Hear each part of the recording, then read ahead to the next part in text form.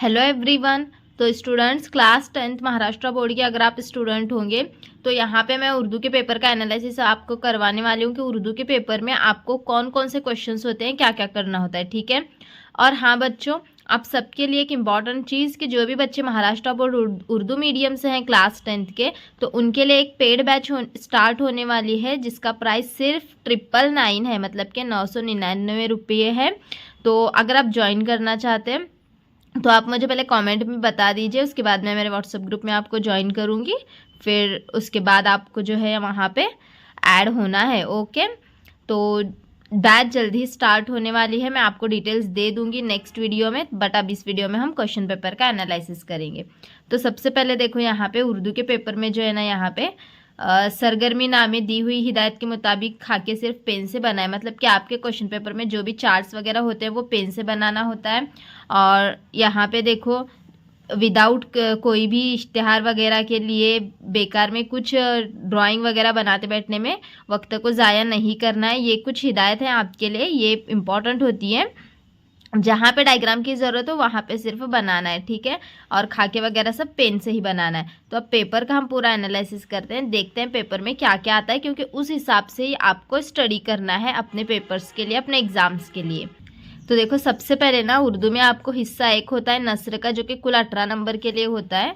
इसमें आपको पैराग्राफ पढ़ के एक्टिविटीज़ कंप्लीट करना होता है। अब यहाँ पे देखो ये पहला है क्वेश्चन, यहाँ पे ये एक्टिविटी आपको कंप्लीट करना है और पैराग्राफ यहाँ से स्टार्ट होगा।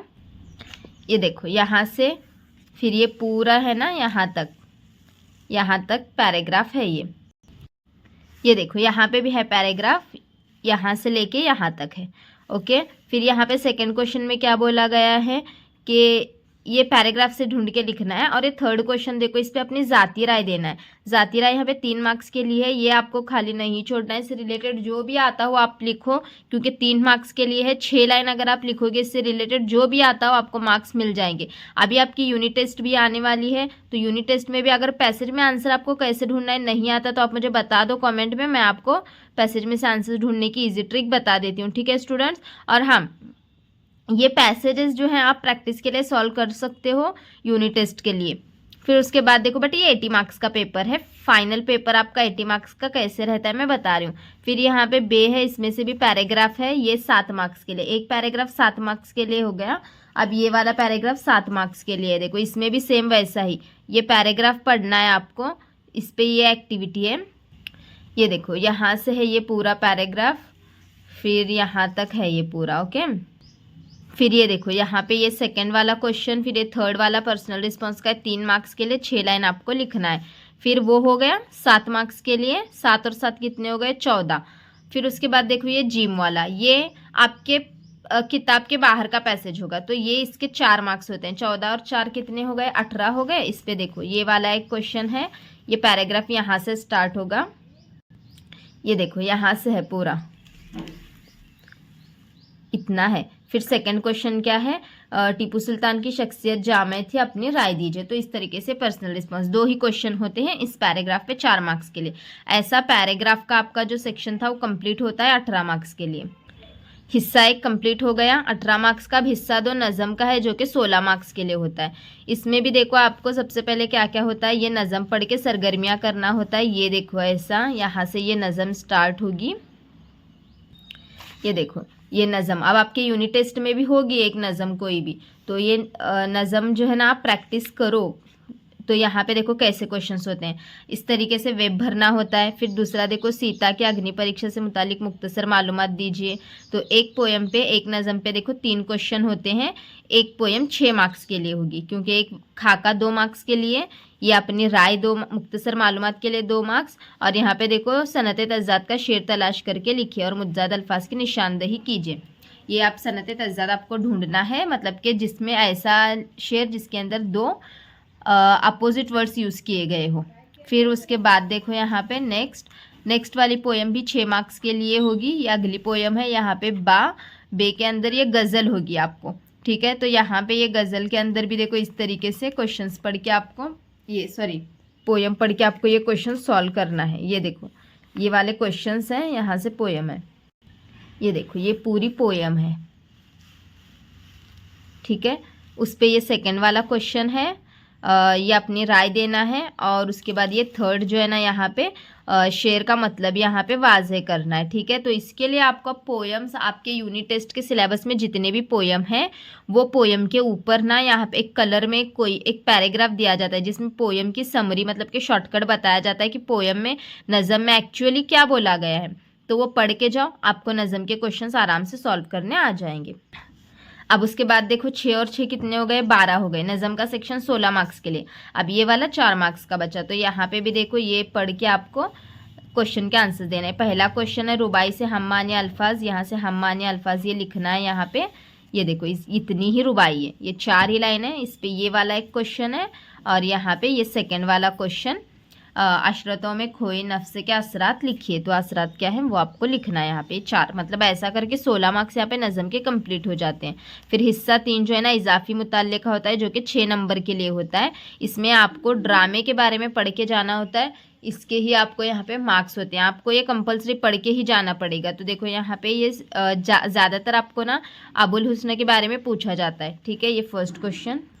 उसके बाद देखो ये ड्रामे में से किसी पसंदीदा किरदार पर रोशनी डालिए और अबुल हुसन के दोस्तों और दोस्ती के नज़रिए से मुतालिक अपनी राय दीजिए। ऐसा टोटल 6 मार्क्स के लिए होते हैं 3 क्वेश्चंस, उसमें से 2 ही आपको सॉल्व करना है। एक क्वेश्चन 3 मार्क्स के लिए, मतलब 6 से 7 लाइन आपको लिखना पड़ेगा। ठीक है, अब हिस्सा 4 कवायद। ये पूरे साल भर में आपको कवायद क्या क्या करना है ये जान के लेना बहुत ज़्यादा इंपॉर्टेंट है। तो कवायद मैं करवाऊँगी आपका।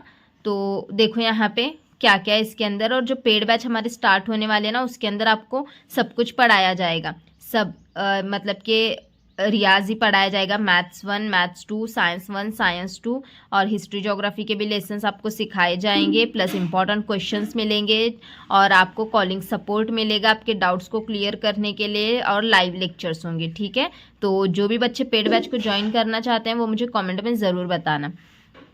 देखो अब ग्रामर क्या क्या करना है, उर्दू का ग्रामर भी सिखाऊंगी, उसके अंदर हिंदी मराठी का ग्रामर सिखाऊंगी, राइटिंग स्किल्स सब कुछ करवाने वाली हूँ उस बैच के अंदर। ठीक है, तो यहाँ पे आपको क्या क्या करना है, देखो मुफरद मुरक्कब जुमले करना है, उसके बाद जुमलों में इस्तेमाल, मुहावरों को जुमलों में इस्तेमाल ये वाला ग्रामर करना है, कहावतें मुकम्मल करना है।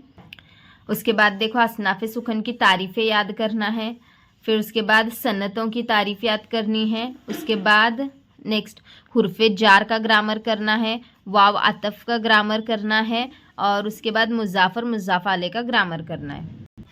उसके बाद देखो फ़िक्रों के लिए मुनासिब लफ्ज़ ये वाला ग्रामर करना है, वाहिद जमा का ग्रामर करना है, उसके बाद मुतज़ाद अल्फाज का ग्रामर करना है, और उसके बाद साबिके और लाहके का ग्रामर आपको करना है। ओके, ग्रामर क्या क्या करना है सब समझ गए होंगे आप। ठीक है, ग्रामर का हिस्सा जो है वो टोटल 16 मार्क्स के लिए था। अब हिस्सा 5 स्टार्ट होता है इत्तला की तहरीरी महारत का। तो ये टोटल देखो यहाँ पे क्या क्या होता है, खत होता है। सबसे पहले तो ना यहाँ पे एक इश्तिहार दिया जाता है, उसकी मदद से खत लिखना होता है आपको। यहाँ पे देखो रस्मी खत और गैर रस्मी खत दोनों में से कोई एक आपको लिखना होता है, तो आप गैर रस्मी खत को चूज़ करो, या फिर इसको और भी क्वेश्चन होता है इक्तिबास पढ़कर इसका खुलासा करना है, ये मत करो, खत ही करो, अच्छे मार्क्स आराम से मिल जाएंगे। उसके बाद देखो बे में क्या होता है, मुंदरज इल्म से कोई 2 सरगर्मियाँ करना होता है। एक तो देखो यहाँ पे ये नुकात की मदद से इश्तिहार तैयार कीजिए, यहाँ पे ये कुछ पॉइंट्स दिए गए हैं, अच्छा अट्रैक्टिव एक इश्तिहार तैयार करना है आपको।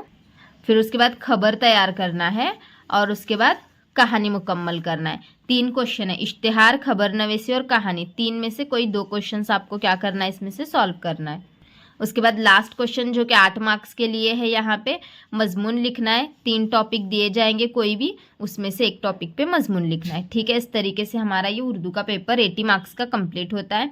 यूनिट टेस्ट के लिए आप इसमें के पोयम जो है सॉल्व करके प्रैक्टिस कर सकते हो, पैराग्राफ प्रैक्टिस करके जा सकते हो, बट आपको साल भर क्या क्या स्टडी करना है, ग्रामर में क्या क्या पढ़ना है, ये सब कुछ मैंने बताने के लिए आपको पेपर का एनालिसिस करवाया है। ठीक है स्टूडेंट्स, अब नेक्स्ट वीडियो आपको कौन सी चाहिए कमेंट में ज़रूर बताना।